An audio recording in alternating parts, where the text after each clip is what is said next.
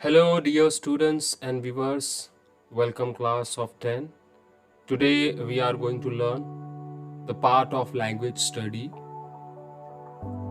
आज हम लोग लैंग्वेज स्टडी के बारे में पढ़ेंगे जिसमें the first one is gerund, infinitives, finite and classification of parts of speech.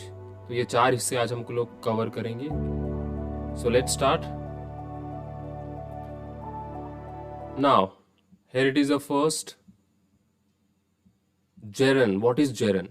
Definition is given here. When the ing form of a verb is used as a noun. कोई भी ing वाला जो form वाला verb होता है, verb it means कोई भी fail काम, जब उसके साथ ing आता है तो वही वर्ब वाला वर्ड ing जब उसके साथ लगा हुआ होता है वो नाउन में तब्दील हो जाता है.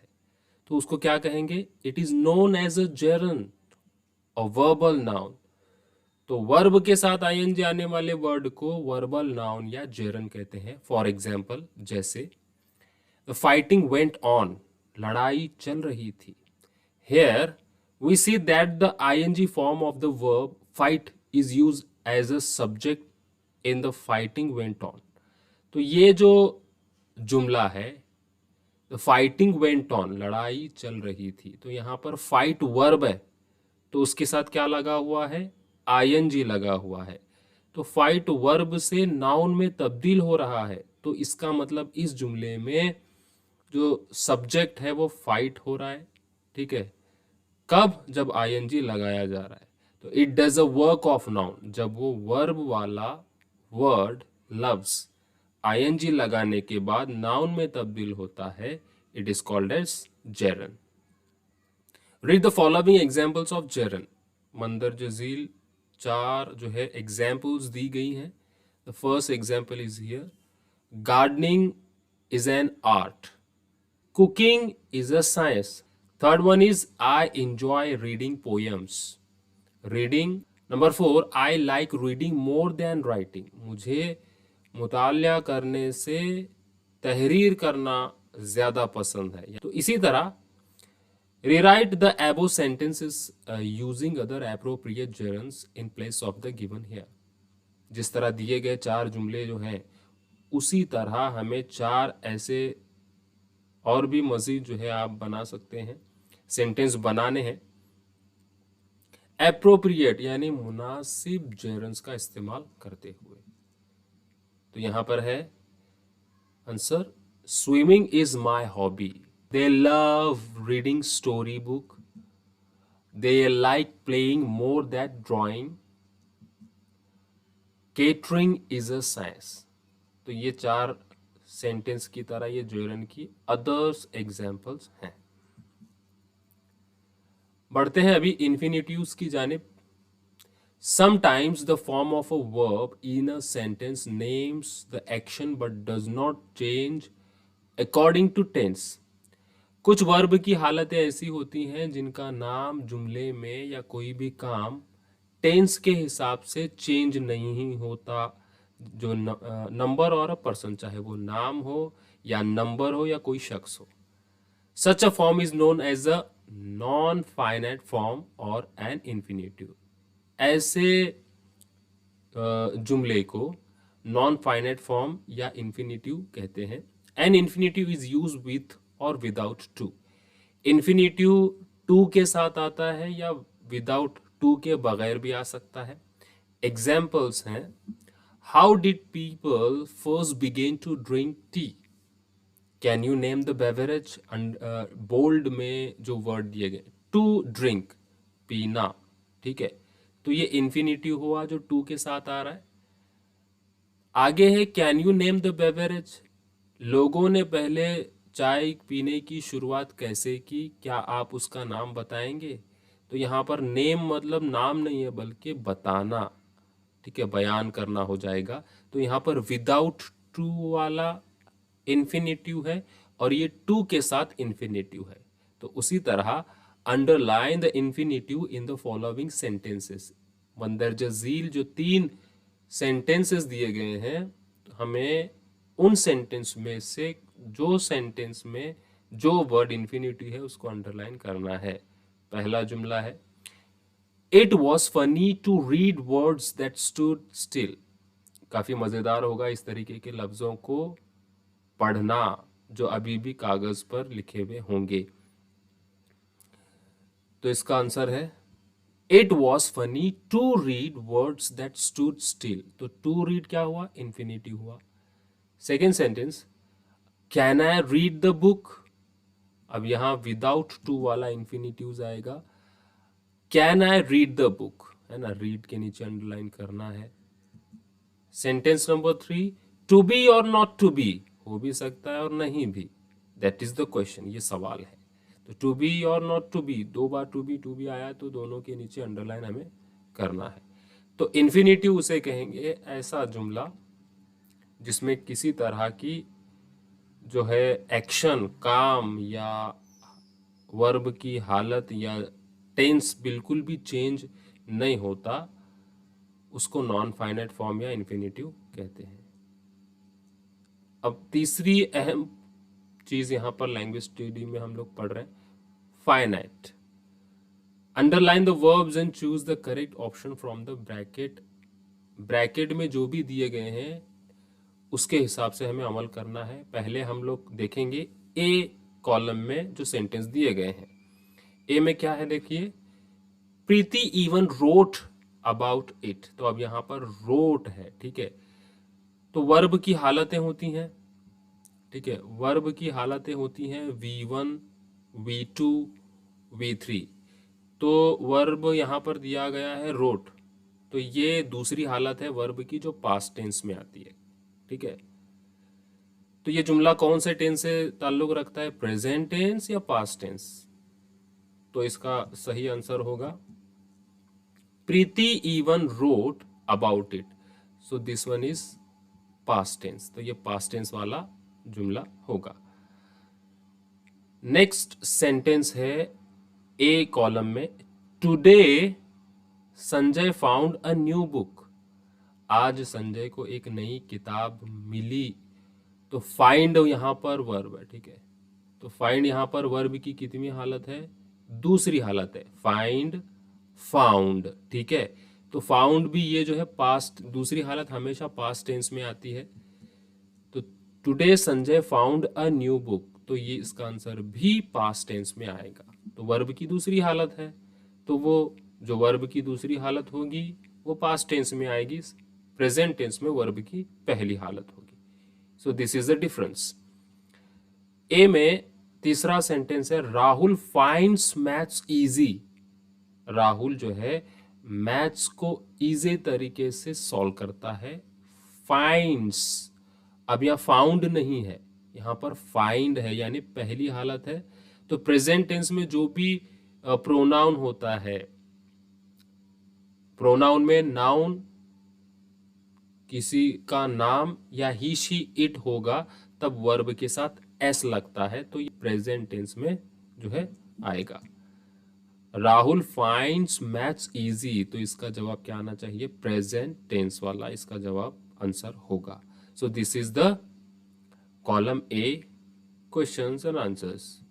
Now column B, column B में क्या दिया गया है, पहला, प्रीति वॉज स्कॉर्नफुल। अब यहां पर बताना क्या है कि इस जुमले में जो भी सब्जेक्ट है वो सिंगुलर है या प्लूरल है, ठीक है। हेल्पिंग वर्ब से बयान करना होता है।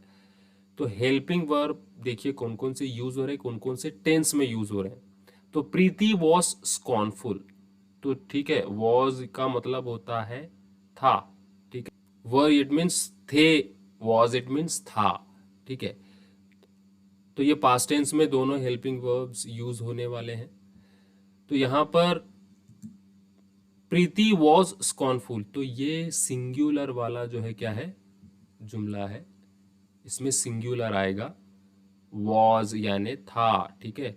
सेकेंड सेंटेंस है, this is the old kind of school, school, ठीक है। तो यहां पर इज है, ये प्रेजेंट टेंस में इस्तेमाल होने वाले हेल्पिंग वर्ब है। इज का मतलब होता है, ठीक है।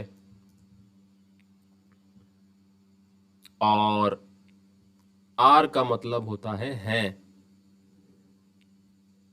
ठीक है, तो अब यहां पर इज हेल्पिंग वर्ब यूज किया गया प्रेजेंट टेंस में, तो सिंगुलर आएगा ये भी। ठीक है, this is the old kind of school, this one is also related to singular. Number 3, they are sportsman, sportsman एक, स्पोर्ट्समैन सिंगुलर, स्पोर्ट्समैन प्लूरल, तो हैं के लिए कौन सा हेल्पिंग वर्ब यूज हो रहा है, आर, तो ये भी ये जो है ये वाला प्लूरल कहलाएगा, दे आर स्पोर्ट्समैन, तो ये प्लूरल में आएगा। तो इस तरीके के जुमले हमने पढ़े जो कॉलम ए में और कॉलम बी में है। तो उसका मतलब क्या है, तो कॉलम ए में हम लोगों ने देखा कि पास्ट टेंस में वर्ब की हालत दूसरी होती है, और कॉलम बी में हम लोगों ने देखा कि टेंस के हिसाब से हेल्पिंग वर्ब क्या होते हैं, चेंज होते हैं। ठीक है, तो अब हम लोग समझेंगे आगे का हिस्सा क्या है, देखिए। Thus we see that verb forms show tense, number etc. ऐसी हालतें हैं वर्ब की जो बताती हैं टेंस को, तादाद को, etc. वगैरह वगैरह। Here the verb form changes according to the subject. तो यहाँ पर वर्ब चेंज होता है सब्जेक्ट के लिहाज से। Verb form which is decided by and changes according to the subject of the sentence is known as a finite verb. ठीक है, यानी वर्ब की ऐसी हालत जो सब्जेक्ट के हिसाब से चेंज होती है और सब्जेक्ट टेंस के हिसाब से होगा, तो उसका फाइनाइट वर्ब भी चेंज होगा। जैसे एग्जाम्पल है, यू आर वेरी काइंड, तुम बहुत रहमदिल हो, है ना, तो यू के साथ कौन सा फाइनाइट वर्ब है, आर। ठीक है, इफ द सब्जेक्ट, अगर वही सब्जेक्ट जो यू है, you is change to she, अगर यू के जगह शी लिया जाए, the sentence will be she is very kind. अगर इसी जुमले में यू की जगह पर शी आ जाए तो शी आर वेरी काइंड नहीं होगा, क्या होगा, शी इज वेरी काइंड हो जाएगा। तो शी का फाइनाइट वर्ब इज है और यू का फाइनाइट वर्ब आर है। ठीक है, तो ये हर सब्जेक्ट जो होगा जमाने या टेंस के हिसाब से उसका फाइनाइट वर्ब भी चेंज होता चला जाएगा नंबर के हिसाब से, whether it is singular whether it is plural. Now change the verb from according to the change in the subject. अब यहाँ पर सब्जेक्ट की जगह बदलने पर क्या वो फाइनाइट वर्ब भी चेंज होंगे, बिल्कुल इसी तरह जिस तरह हमने दो एग्जांपल्स देखी। Let's take a look. पहला सेंटेंस दिया गया, I don't know, I don't know. ठीक है, चेंज करना है हमें आई टू शी, तो आई की जगह क्या चेंज करना है हमें, शी लाना है, तो शी डोंट नो नहीं होगा। तो डोंट क्या है, यहां पर हेल्पिंग वर्ब है, डू नॉट का कॉन्ट्रैक्टेड फॉर्म है डोंट। ठीक है, देखेंगे हम लोग कैसे। यहां पर आएगा उसका शी डजंट नो, तो प्रेजेंट टेंस में वर्ब अगर हेल्पिंग वर्ब मौजूद नहीं है तो शी ही इट के साथ डज लगता है, तो यहां पर डोंट है, नॉट है तो यहां पर डजंट या डज नॉट आएगा, शी डजंट नो। चेंज हो गया finite verb according to subject. Now अगला जुमला, माय फादर नोज, मेरे वालिद जानते हैं। ठीक है, नोज इट मीन जानना, तो एस लगा हुआ है यहां पर। ठीक है, ये प्रेजेंट टेंस का जुमला है, फादर है, नाउन है, तो जो भी नाउन प्रेजेंट टेंस में यूज होता है उसका वर्ब के साथ एस लगता है। अब ये जुमले को चेंज करना है, change my father to we, my father की जगह वी लाना है, तो वी नोज होगा क्या, नहीं, आंसर उसका होगा वी नो, क्योंकि मैंने बताया है कोई भी नाम हो या ही शी इट हो, इनके साथ जो वर्ब आएगा उसी के साथ एस या ईएस लगता है, दैट्स इट। बाकी के यू, आई, वी, दे, इनके साथ अगर वर्ब होगा तो उसके साथ एस नहीं लगता। हम लोगों ने वी नोज नहीं लिखा, हम लोगों ने लिखा वी नो।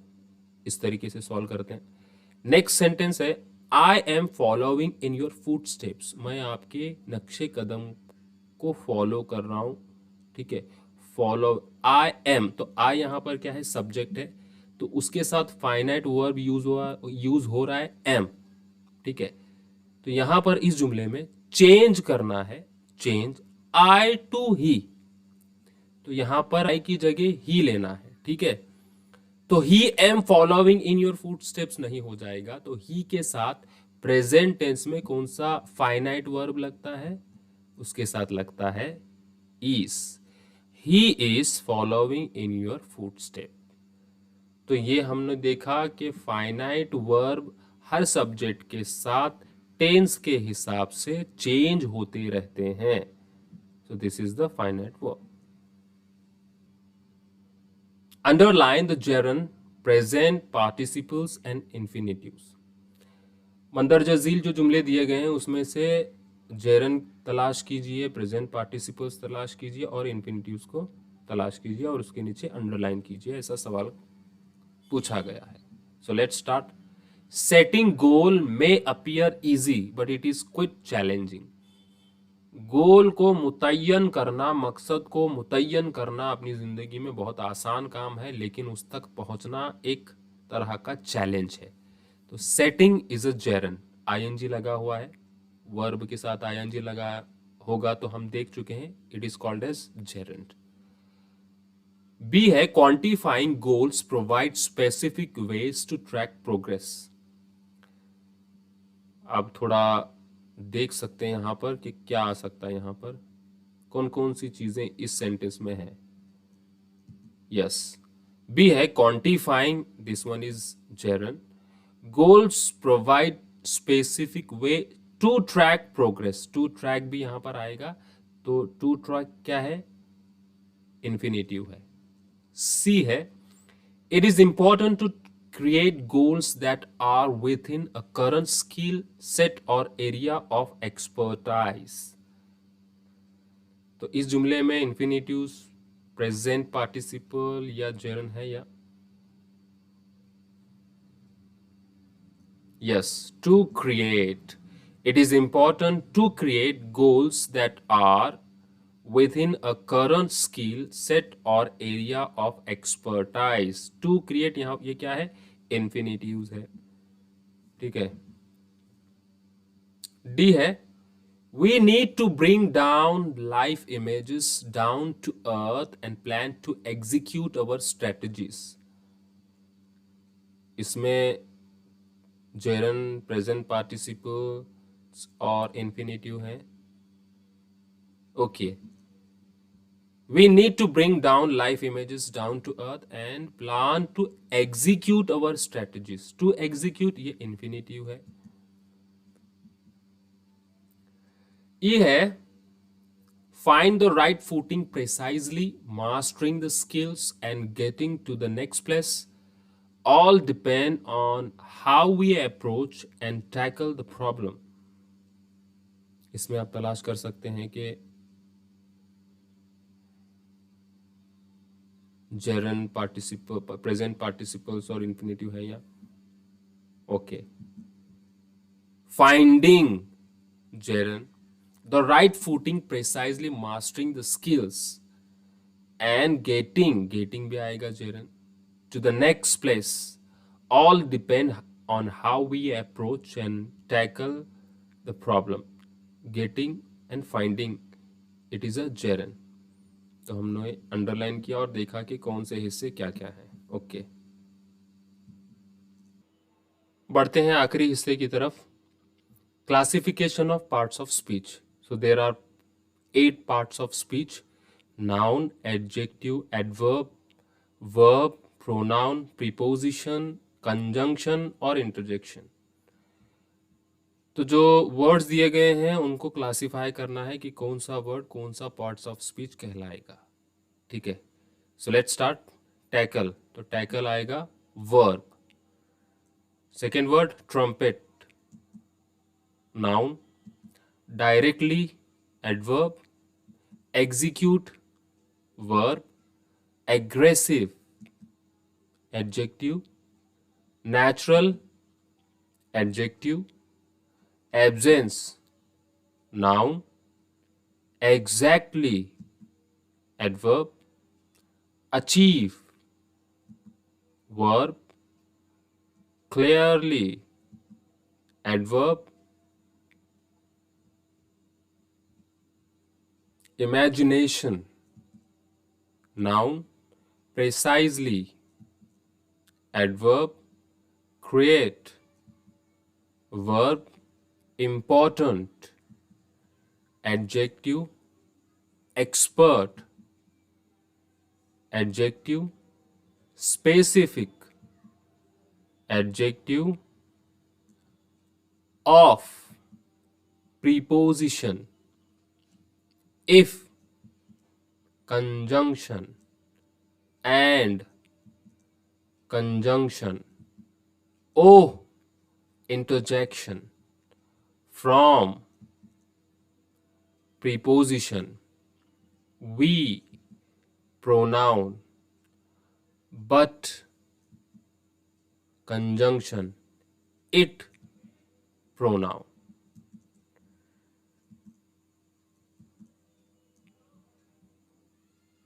नेक्स्ट है चेंजिंग वर्ड क्लास, यानी वर्ड के क्लास को चेंज करना. Sometimes the word class of a word changes without adding any prefix और सफिक्स. कुछ वर्ड, मिसाल के तौर पर रन जो है एक ऐसा वर्ब है जिसके साथ प्रेफिक्स भी नहीं लगता और सफिक्स भी नहीं लगता. So verb is its word class in I can run faster than him. मैं उससे तेज दौड़ सकता हूं. तो यहाँ पर रन है, तो रन का जो वर्ड क्लास है बिल्कुल चेंज नहीं हो रहा है, मायने चेंज हो रहे हैं. But when run is used as a noun, word है, ये वर्ब है, लेकिन यही वर्ड जो रन यूज होगा नाउन के तौर पर, it's word class changes.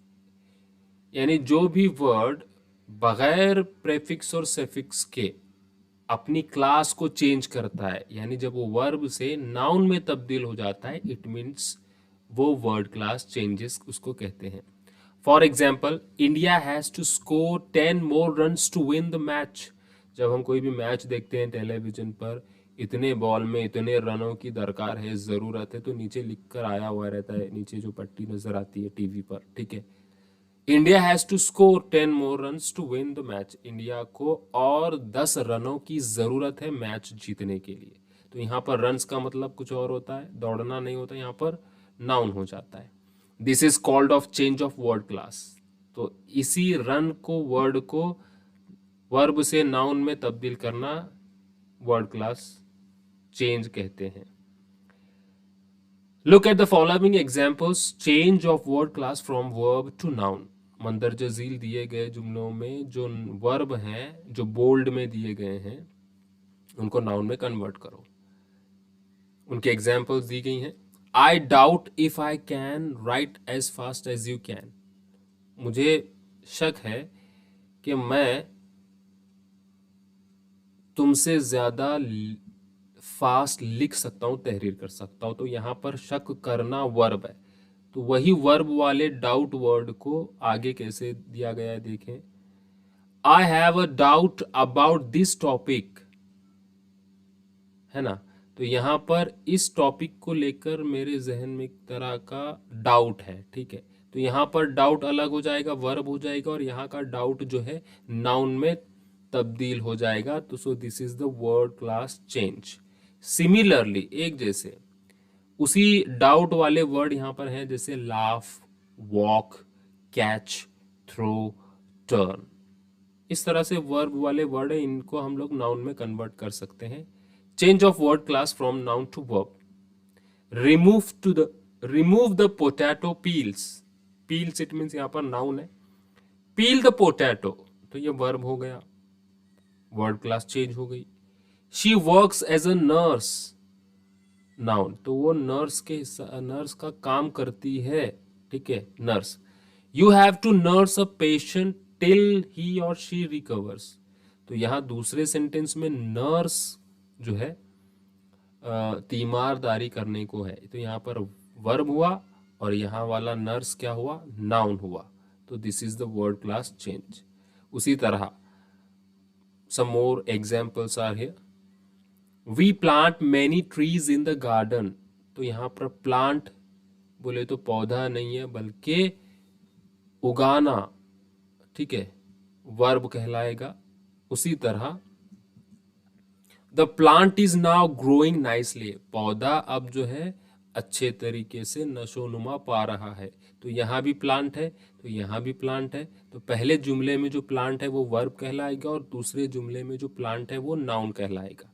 Depend करता है कि वो सेंटेंस कैसा है। तो this is the word class changes. Hope you all students and viewers understand very well. Thanks for watching.